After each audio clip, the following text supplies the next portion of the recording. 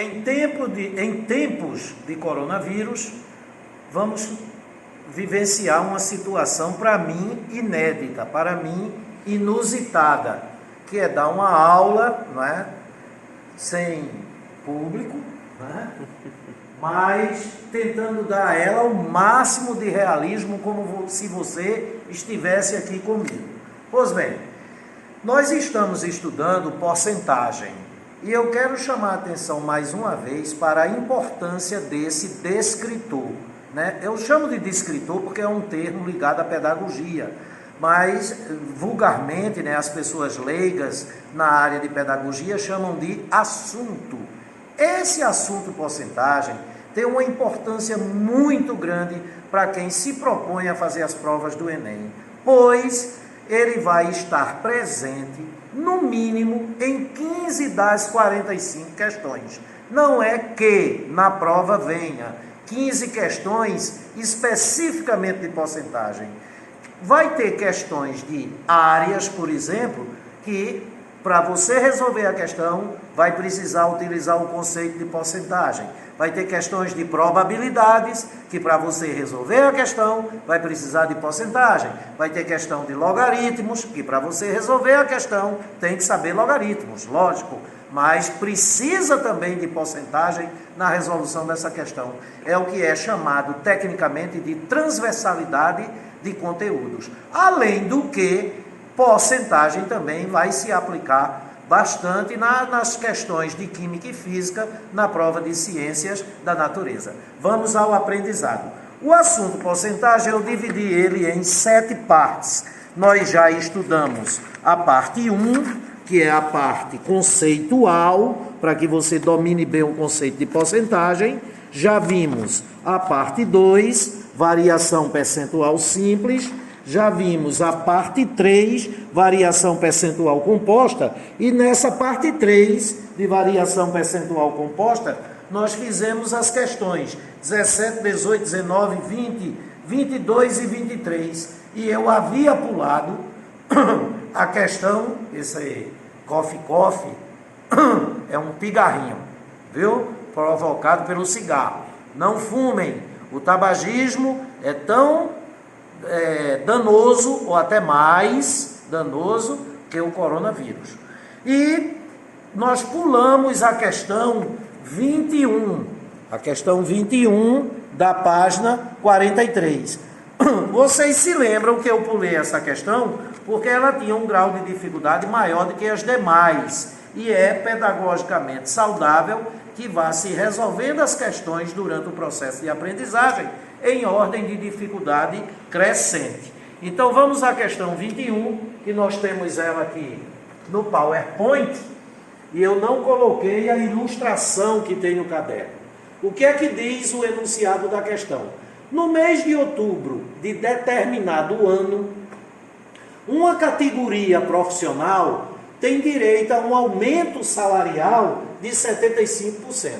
Então, essa categoria profissional, e categoria profissional é um conjunto de profissionais no qual todos exercem a mesma profissão, por exemplo, médicos, todos os médicos compõem uma categoria profissional, a categoria dos médicos, que muitas pessoas leigas costumam chamar de classe, a classe médica. Não existe a classe médica, existe a categoria dos médicos, porque classe é um atributo de característica socioeconômica. Você pode ter 2 médicos de classes socioeconômicas diferentes, porém, como os 2 são médicos, eles são da mesma categoria profissional. Então, voltemos à questão. No mês de outubro de determinado ano, uma categoria profissional tem direito a um aumento salarial de 75%. Um único aumento salarial anual de 75%. E neste ano, era esse o aumento que essa categoria profissional teria. Tem. Como a categoria já havia recebido uma antecipação de 25%, então, se foi antecipado 25%, eles não tiveram ainda todo o aumento ao qual eles têm direito, que é 75%. Então, falta-lhes um segundo aumento para que os dois, a antecipação de 25% e esse segundo aumento, os dois perfaçam, os dois equivalham a um único aumento de 75%. A porcentagem, eis a pergunta, a porcentagem de acréscimo adicional do salário, então ele está querendo saber qual é a taxa percentual desse segundo aumento, que juntamente com o primeiro, que foi a antecipação de 25%, equivalham a um único aumento de 75%. Então, a porcentagem de acréscimo adicional do salário para compensar a antecipação concedida é de... Então, vamos à resolução. Vem aqui. Pois bem, na modalidade correta, não é? Na modalidade padrão, que é um único aumento anual para cada categoria profissional, o salário final dessa categoria é igual ao salário inicial vezes 1 mais 75%. Uma variação percentual simples. Mas, como não se procedeu dessa maneira, se deu uma antecipação de 25%, então falta um segundo aumento para que os dois juntos produzam o mesmo efeito que um único aumento de 75%, o mesmo salário final é igual ao mesmo salário inicial vezes 1 mais 25% vezes 1 mais a taxa percentual do segundo aumento, caracterizando uma variação percentual composta. O que é que nós queremos? É que estas duas formas de variação, a percentual simples, com uma única variação, e a percentual composta, com duas variações, produzam o mesmo efeito. Façam com que estes salários finais sejam iguais. Se esses dois salários finais são iguais, então, na modalidade composta, quem é o salário final? É o salário inicial vezes 1 mais 25%, vamos ganhando tempo. Todos vocês já sabem que 1 é igual a 100%. Então, 1 mais 25% é 100% mais 25%, que dá 125%, que quando escrito na forma percentual ou fracionária, fica 125 sobre 100, vezes 1 mais a taxa percentual da segunda variação, que é o que eu quero calcular. Esse salário final ao qual nós chegamos, a partir da variação percentual composta, ele tem que ser igual ao mesmo salário final, se fosse utilizado uma única variação percentual simples, onde a natureza da variação era um aumento e a taxa 75%.